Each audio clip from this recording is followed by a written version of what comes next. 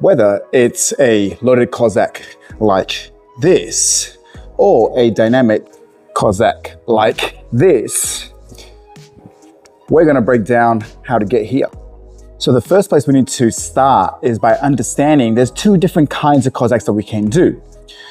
First one is gonna be where we have the feet flat onto the ground and we're sitting to a corner. Okay, now with this feet flat, we get to load the adductors or the inner thighs up more effectively. Okay, or the second variation where we turn the toes up, which means I can get a little more range and it's also more the inner hamstring that way we get to attack. Now it's important to understand there's a difference between the two. One being the adductors, the second one being more hamstring. They're not right, wrong, good, bad. They're just different kinds of Cossacks. So here are a few ways that we would get somebody started on a Cossack squat. The first one being very simple, a rack supported or any supported, okay? The idea and intent here is that we can leverage off the support and we can then simply sit down, find what works well for us. We can play with different sides. Now, we can also go on to play with toes turned up. You can see I can sink back a little bit more. Okay, we can play with the feet flat or again, toes up. Now, the main thing here is, most of us, if we're really tight or restricted from the hips or the ankles, we'll end up leaning more forward. So the support will help us, okay, deload a little bit so balance doesn't become an issue and we can actually get into what our end range actually is. The second way we can make this a little bit accessible is by simply placing our hands on the ground. Ground is our best friend. So again, we can take a Cossack and, I may just pop myself up for using my hands here, then I can slowly make my way to the other side. Now, as I get a little more comfortable, I can start to, again, place my hands, making sure I'm not gonna fall. I can play with rotation. I can play with different support styles, okay? I can start to place my hand back beside me. So again, we can use the ground to help us stay stable and also allow ourselves to get into places we simply can't by ourselves yet. Now, another way we can make this a little more accessible is for those people who have tight ankles like this guy, okay? So if you notice this leg here and the window that's going to be created in this section, as I do this, okay, yes, obviously my ankle mobility is going to allow me to make my knees go over the toes a little bit more. That's what's gonna give me the depth. Now, if I allow myself to raise my heels up on something like a plate, notice I can move better at the ankles, which means I can work a little bit more depth. Now, this means I can work a little bit more range. Again, notice this is the range that I have available versus when I have my heels slightly elevated, I can get a little bit deeper. So again, this is another way we can make this a little more accessible.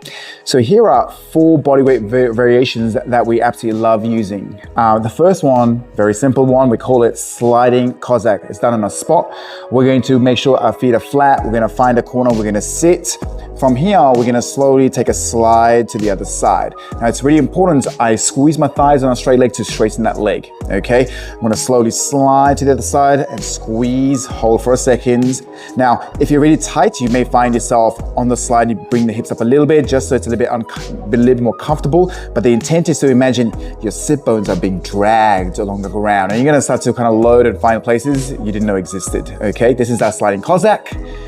And next up is our walking Cossack. Surprise, surprise, we're gonna be walking in a direction. Now this is a little more dynamic variation, which means we have to be a little more accurate and precise with our landing and setup. So from feet under the hips, we're gonna take a step to the side, sit into Cossack, slide to the other side, and then use this bend leg to push ourselves up. Now we can take it back this way. Sit, slide, stand. Sit, slide, stand. And that's our walking. Next one is our wall Cossack, and we'll need a wall or just something we can push our feet against. Now the leg that's kind of closest to the wall will be straight at all times. The leg furthest away is the side we're going to be sitting into. Then taking a hand that's furthest away from the wall, we're going to slide down the thighs, back to that Cossack at the bottom, and then standing up. So we're going to sit, glide, back, up, or sit, reach, back, up. Now it's really important I can play with different positions for my spine, but to start off with, just grab your thighs and run your hands and reach down towards your ankles, back and up. And that's our wall Cossack. And the last body weight Cossack variation that we love is what we call or refer to as rotational Cossack. This is the one that we're gonna use it in a hamstring and pull ourselves a little bit deeper on the bent knee side. This is what it will look like. I will Cossack, but then as I go down, I'm gonna turn the toes up. I'm gonna look to get a little bit deeper from the hips here, obviously a little bit lower on this side. I'm gonna come up and then gonna go to the side and back up. Now, the really important detail here, if you watch my straight leg, is as I go to pull my toes up, I'm really thinking about using my butt to point the toes up and back, a little external rotation.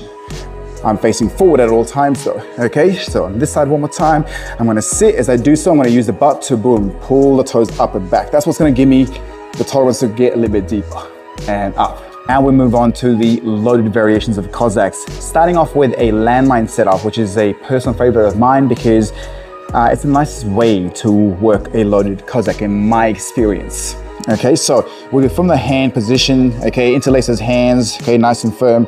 And rather than the rack position, we're gonna keep those arms straight and let the weight just hang, okay? Now, I'm gonna take my Cossack stance. The key detail with this variation, guys, is not to be upright, okay? You actually wanna be falling forward a little bit, which means you have to set up with your feet a little bit further back. So almost kind of think about doing smooth criminal. From here, I'm gonna look to sit into one corner, and then I can either choose to go to the other side like a sliding Cossack, or I can simply stand up, lower myself, back up. Now, looking from a side view a little bit, okay, notice the reason, okay, behind this particular variation and loaded variation is with treat it like a deadlift or a squat where we want the ribs and hips stacked. So I'm actually hinging at the hips and creating space in the hip, not starting to round or hyperextend the lower back, okay? Now from here, I can then start to go to the other side and so on, okay? This is our landmine Cossacks. Next up is a straightforward dumbbell loaded Cossacks. Now we can do this in the goblet style. My personal preference is a front rack position, so dumbbells rest on top of the shoulders, my elbows are nice and high.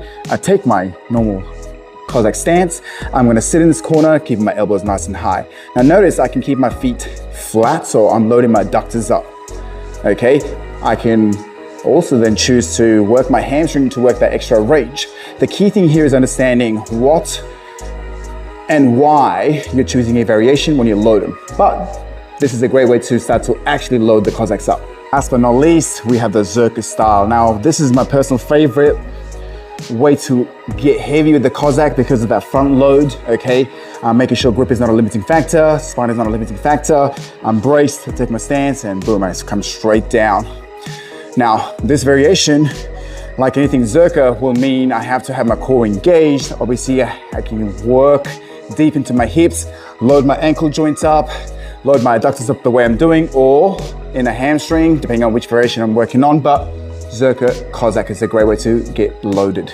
There you go, guys. There are some of my favorite ways to get down into a Cossack squat. Now, if you're doing the assisted variations or the body weight variations, I would look to do them between 6 to 10 reps per side, because obviously they're just mostly body weight. We want a little bit of higher volume. However, if you're looking to do them loaded, I would do them between 3 to 6 reps per side for a few sets. Hope you have a great time.